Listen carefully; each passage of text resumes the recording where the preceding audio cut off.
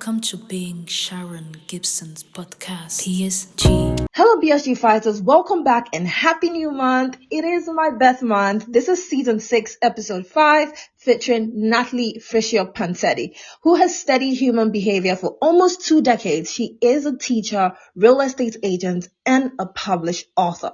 As intended, I am going to transform your mind into a strong and positive mind. Before I dive into today's topic, I would like all of you to know that my TikTok and YouTube community are different from my podcast community, so check out the videos on my platform. Welcome, Natalie. Hello, how are you? I'm good. How you doing? I'm doing well, thank you. I appreciate you having me on here today. It's always very exciting and inspiring to speak to someone as wonderful as you on this great platform. Thank you. Thank you too. Thank you so much for being here. So kindly tell us more about yourself. Okay, so as you had said, I've been 20 years being observing people. I've been a teacher for 20 years. I've been a real estate agent since I turned 50, so that's a little over 8 years. And I'm a newly published author since December, so I'm really excited about the inspirational book that just came out. And I also have a companion planner that goes with the book with some inspirational quotes, and it allows people to use it to plan, organize, and prioritize their schedules. But to go a little further back, I am married. I've been married 33 years. I have 2 adult sons. One is married, and I do have a grandson on the way, so I'm super excited about that. And my other son as well. They both have lovely women in their lives. They're both teachers, so that's a good thing. And I have been very blessed to have an education. I have a degree. My first degree is in marketing and psychology. And then after having children, I went back to school under the advice of my dad to try and go be a teacher so I could have the same schedule as the boys when they went off to school, which I did do that. And in the time I was home with the children, about 10 years, I went back for my teaching degree, my master's in education, and we also do something here in the United States called 30 credits above that. Mm-hmm. So I was also able to complete those while I was home with the boys. Amazing. And congratulations on the book you just published. That's amazing. I know how that feels. So congratulations. And being a grandmaster, I'm so proud. I'm so happy for you, and I'm proud of you. Thank you so much. It is very exciting. The book is like having a new little baby too sometimes, right? Because yes. We nurture it and we write and edit and rewrite, and then all of a sudden it blossoms. That's so cool. Today's top rules are inspired by Steve Harvey. He said, surround yourself with like-minded people and embrace failure as a learning opportunity. So without further ado, let's dive into today's topic, which is a thriving woman. So Natalie, let's talk about the power of a woman. How would you describe the strength of a woman? Well, when I think about that idea, I think of it as being multifaceted. So women are obviously powerful and have strength either physically, psychologically, emotionally. So I think some of those things are acquired, meaning that you acquire some self-confidence, which would give you strength, being productive, having an optimistic attitude, being a go-getter, trying to conquer your fears. And then I think some of those things are inborn, if you will. So having sympathy or creativity, being able to tolerate people or accept people's differences and learn from them. I think that also is a form of strength. I feel our life events, also the lessons that we learn, our family, our friends, our support system, I feel that also gives us strength and helps us to grow in each of those areas of our lives. So when we talk about the strength of a woman, I would think it's really just not one thing or one avenue. I think it's combined of all of those facets of a woman. Yeah. And just a thought about we being able to bring a baby into this world just shows me how strong we are as women. Like we have so much, power to, I wouldn't say so much power, but we have so much strength to go through that much pain. So to me, I'm not yet a mother, but when I think about that prospect, I'm like, wow, Sean, you're strong. So use that energy, use that strength to do the things that you want to do and go through life, go through all the pain and everything. that you experience on a daily, weekly basis, because indeed there's an inner strength that, is within every woman. True. And I think depending on the hat that you're wearing at that time. So for example, you might be a mom, a wife, a sister, a friend, an aunt, niece, a boss. You may be an employee. You might be, like they call them now, a mompreneur. Maybe you're a mom and you own your own business.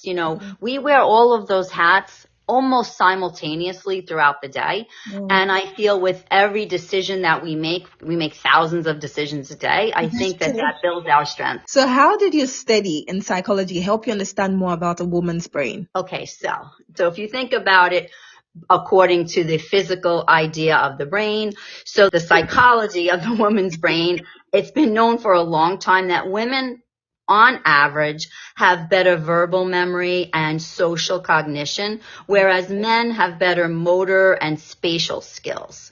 It's also been explained through many studies that females tend to have verbal centers on both sides of the brain, while males often have the verbal center only in the left hemisphere of the brain. So that almost brings us to the idea of that women love to talk things out, explain, figure things out. We're the first ones to try and have a conversation, where for the most part, men are a little bit more laid back when it comes to that. I think especially in their personal lives. I also think that female brains are just busier brains. It's also been proven that most women, we use 70% of the regions of our brains, and that shows significantly more activity than the average male, who usually uses between 10 and 20% of their brain, which of course does not mean any level of intelligence. It just means that we're always thinking, overthinking, multitasking, where the men may be just more concentrated on the task at hand, opposed to the women who are busier in their brains. The actual size of the brains, men's brains do tend to be about 10% larger than a woman's brain. But again, that has nothing to do with intelligence. Despite the size difference, men and women's brains are actually more alike in how they are made up than they are different. But again, women's brains just tend to be busier on the whole. I think that's pretty much just who we are. I mean, that's why we can run a home, because we're able to think, we're able to think in different places. We're able to, put things together at the same time. And I find out that we complain a lot about men, but having to go with 3 boys, I have noticed that guys are just guys. So if you don't learn how to live with them, you just keep getting frustrated. And I could tell you, I grew up with them, but I'm not like them. Yes. Sort of when people say, the nature of the beast for man or women, we are who we are for the most part, genetically. And we do talk about nature versus nurture, because obviously where you come from and your environment does play a factor in how you perform and navigate your life. But for the most part, it has been proven that women's brains are just busier. We tend to multitask a lot more than men do. So how can we apply that multitasking into business? That's a good question. In the workplaces and all of that, because I feel like women really restrict themselves a lot. I'll be honest with you. For me, it's about time management. So of course, first I have to prioritize, when school is in session. Obviously, when I wake up in the morning, I do my ritual. My prayer is first, and then I prioritize what else I need to do. Sometimes I'll do some social media in the morning for my book or advertising or marketing, but then I have to put on my teacher hat. And then if I'm a mom, I have to, take care of the laundry, or when I had my dog, walk the dog, make sure whatever it is you're doing to prepare the house before you go off to work. So I really think for the most part, using our multitasking skills and the fact that our brains are always going, I think managing the time and the tasks in the order in which we need to do it, I think that's really how we're able to keep all of those balls juggling in the air. That's a very good one. That come to realize that we women, even in the woman kingdom, we're different from each other. I think I'm different from some other women, even the way they think, the way they function. And I'm like, yeah, I'm emotional, but I'm not that emotional. Sometimes I just feel like we're different. Do you also share that view that we are different from each other? Absolutely. I do think Of course, it has to do with our backgrounds, our demographics, our family, maybe your education, certain goals or skills or creativity or talents you might have. I do feel that we are different. Some women tend to be alpha women right off the bat. They are, always in charge, always in the forefront, ready to speak up. Some might like the caretaker position. Some might be more type A. Some may be more laid back. But for all of those things or ways that we are, I do think we are, for the most part, more alike than we are different, meaning that for women, I think we're nurturers at heart. I think we want to be everything we can be for everyone in our lives, for the most part. We all have dreams. We all have aspirations. I also think as a woman, and all the women that I've mostly encountered, whether it's family, friends, or career, we tend to put ourselves on the back burner more than we should, when possibly we could maybe do both or try to do both. But I think we tend to put everybody else first. So I do see that women can be different from others where, again, I think it's also opportunity. Maybe you have an opportunity to stay home. My husband and I made the decision for me to stay home for the 10 years, but he ended up working 2 jobs and sometimes more if need be. Again, somebody might not have that opportunity. They may have to go right back to work. And then they're wearing all of those hats at the same time, where I stayed home and then went back to school to try and get another career to continue to be a mom. So I do think that we are different in a lot of ways, but for the most part, if I have to say, if you put a whole bunch of women in the room from all demographics, different faiths, different cultures, different seasons of life, I think when you come down to the core of us, I think we are very much alike. Yeah, you're right. That was beautifully explained. But then again, how can we embrace our uniqueness? I have to tell you, hopefully I have done that throughout my life. I'm from Italian heritage. I was brought up Catholic. Hopefully I take that with me wherever I go. So whatever moral compass somebody has instilled in them, I think that that's what makes them more unique. So whether I'm in front of children teaching or presenting my book or trying to help someone buy or sell a home, hopefully I'm taking all of those things when you talk about the power or strength of a woman. So my inner strengths, my personality, I'm thinking you take that with you, and that's what makes you so unique and special, that sort of brings people to you, that they want to be around you. They want to either spend time with you socially, or they want to be part of you doing a business venture or collaboration. So I think without that, we really would be just sort of cookie cutters, but we're really not. So the fact that I come from an Italian family, my grandmother was first generation. My parents were very much, you need to go to school and get an education and be able to support yourself as a woman in a man's world. That's where I come from. So hopefully I take that with me and I project that. And it's important for me to honor them when I do that, because when I see my sons and I know the home that they came from my husband and I nurturing them, it's a very proud moment to see sparks of what you've taught them, and you've laid the foundation for hopefully that they're good human beings. Are you ready for the conference break question? Conference break question. So the conference break question for today is, tell us a job you have enjoyed or still enjoy doing. Okay, so for me, I always try to express how blessed I am and grateful each and every day. And every job I've had, I have been fortunate enough to choose, meaning when I became a teacher, I prepared for that and went to school for that, and I was lucky enough to be hired near my home. When I became a real estate agent, same idea. I prepared for that. I was lucky enough to be hired, and even the author, I was able to accomplish that. But if I had to pick one, I would probably say teaching, because it's been a larger part of my life, 20 years. And the fact that that job has helped me nurture those children and teach them while I was able to still be a mom and nurture and take care of my own children and family, because that was really my first priority. I had wanted to have the same schedule as the boys or close to, so I wouldn't have to maybe travel far. I wouldn't be making the same amount of money, so we make sacrifices. We knew that.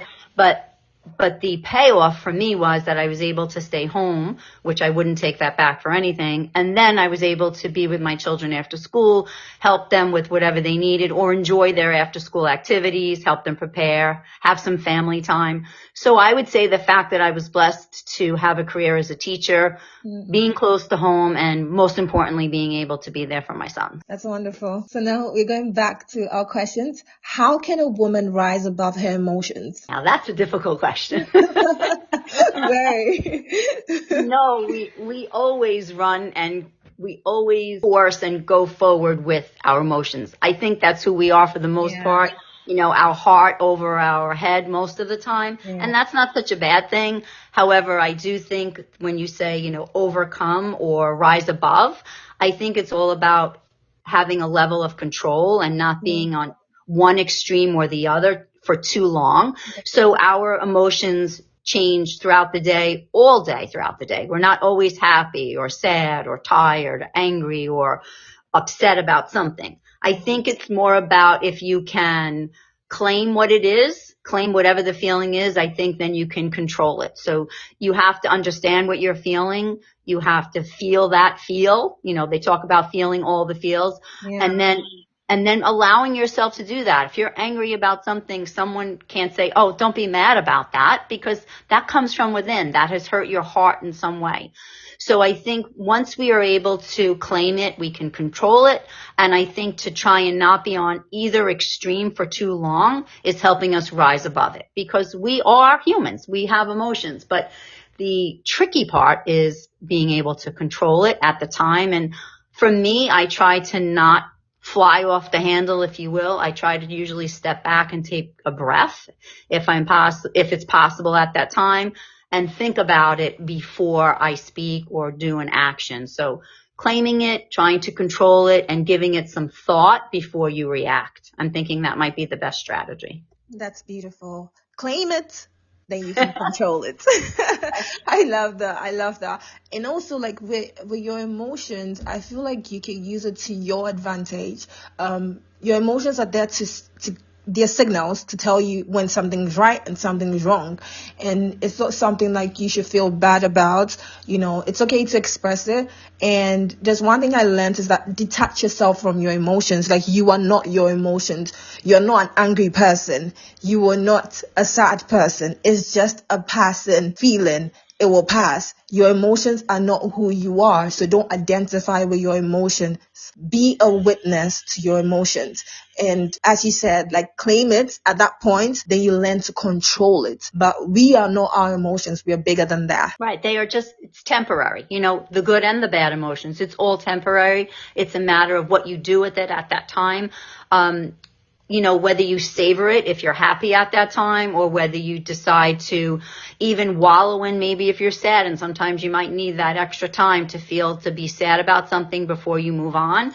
You're entitled to that, but hopefully not live in that space too long because you want to move on. That's nice. What would you say causes the war within a woman? I think we battle with ourselves each and every day, which I also feel that it's part of our growing, but I think women have wars within themselves. I think it could be based on, if you are a mother, it could be based on guilt if you have to go back to work.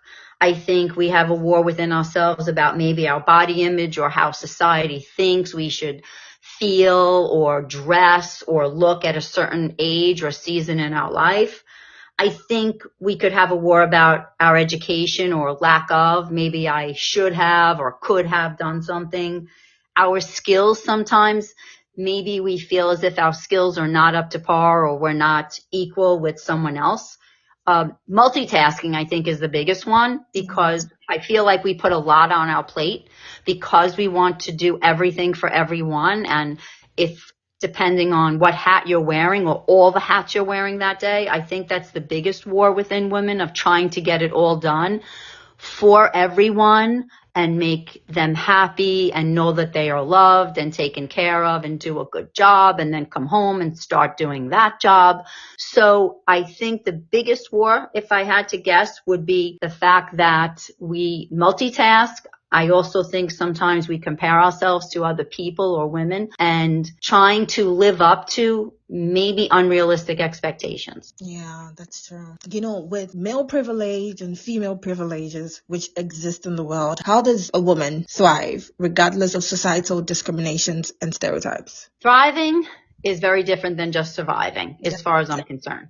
Thriving for me is excelling, being your best self, feeling successful and productive. Surviving is really just getting through the day or whatever the task at hand is. So I think you have to have confidence in yourself. I think you have to try and figure out what you can control and do your best with it, with whatever those stereotypes are or whatever field or career you're in. You have to prioritize to help you balance whatever it is that you have to do for that day or for that particular task, whether it's staying at home and doing those tasks or going to work or both, or maybe in the evening is your time to prioritize.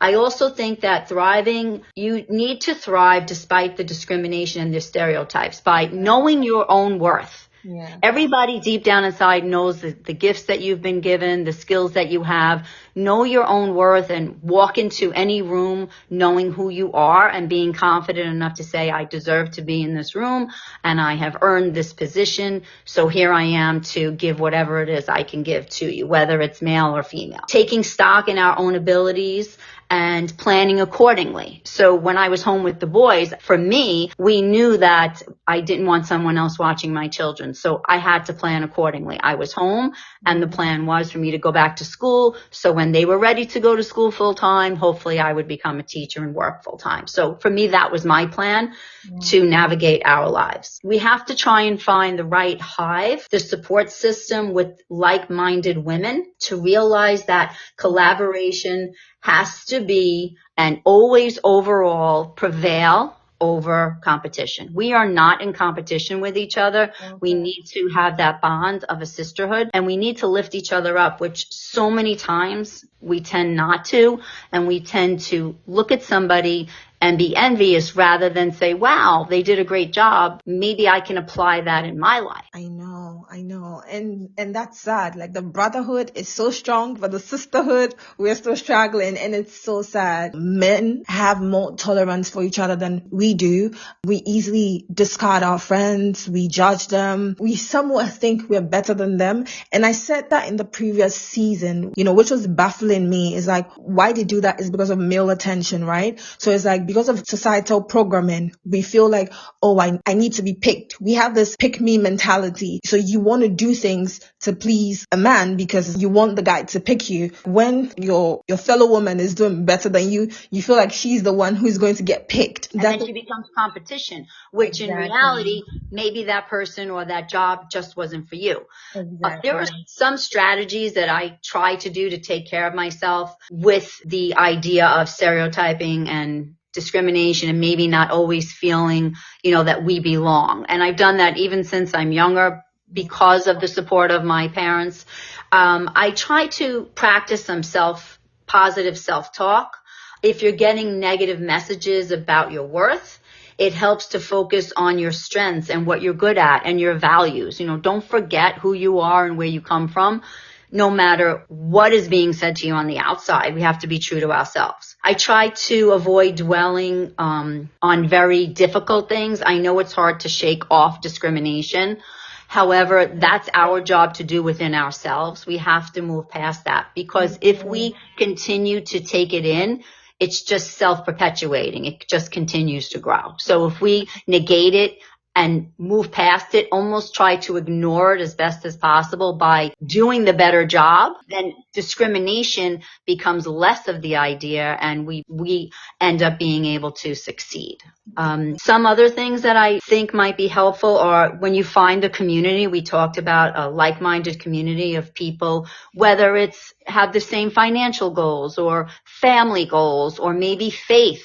It doesn't have to always be, oh, it's my friend. It could be another community right next to you or something that branches off that you might find in a hobby that you like. Yeah. And then if all else fails, unfortunately, and you find yourself in a little bit of dire straits, I am a firm believer in seeking professional help. I think therapy is an incredible tool for the right people because that gives you a non-biased sounding board to give you maybe the skills and strategies you need to practice on your own when maybe the other things might have fallen short for you. But I'm definitely a firm believer in that. If someone feels that they need that, there's nothing wrong with going for professional help, because those people have spoken to probably hundreds, if not thousands of people before you.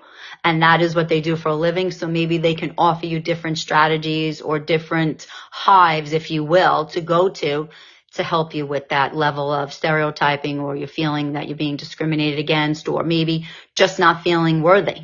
I'm of the opinion that we should rewire our thinking, how society has programmed us to think. I love what Kamala Harris said. She was like, I eat no for breakfast.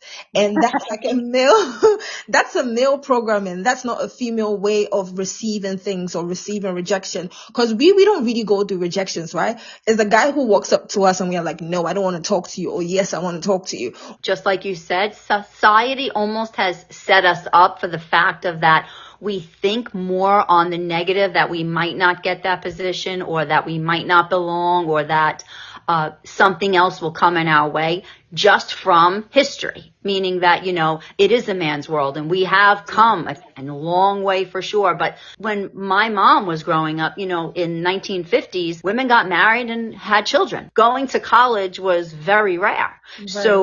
And when I grew up, and I went to college, it was expected from my family, because my dad would say, you are going to be able to be your own independent woman and support yourself. You're not going to have to rely on a man, because things are changing and you deserve to be educated and stand on your own merit. Where in my mom's generation, it was more expected that you were just a homemaker, and that was a beautiful job, but it was almost expected, where now going to college is almost a given if you have the opportunity. And some people demographically who may have lower income in their areas, they even have more opportunities to excel. So things have definitely improved, especially for women, and hopefully everyone takes advantage of it, and then they help to find their self-worth, even though they are, of course, are worthy beforehand.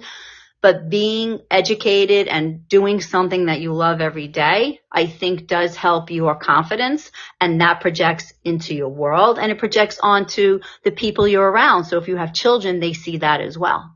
That's so true. Your dad was definitely ahead of time. I have to tell you, I agree with you. Being of Italian descent, a very typical Italian dad, he really did have the mindset that was ahead of his time. And I was blessed to have him give me that wisdom. And I think I was even more blessed the fact that I listened most of the time. Exactly.